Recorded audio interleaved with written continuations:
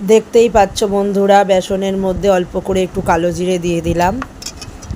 তো এবার বেসনটা ভালো করে মেখে নিতে হবে, যাতে কোনো না ডেলা মতো কিছু থাকতে পারে। ভালো করে আমি মেখে নিয়েছি। এর মধ্যে আমি একটু খাবার সোডা দিয়ে দিয়েছি সামান্য পরিমাণে।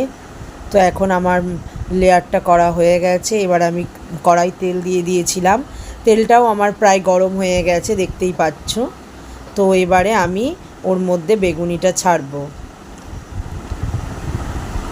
তো এবার আমি একটা একটা করে ভেজে নেব বেগুনিগুলো। আর চায়ের সাথে, মুড়ির সাথে এগুলো খেতে বেশ ভালোই লাগে, মুচমুচে। তো আমার বেগুনি হয়ে এসছে, এবার নামিয়ে নেব।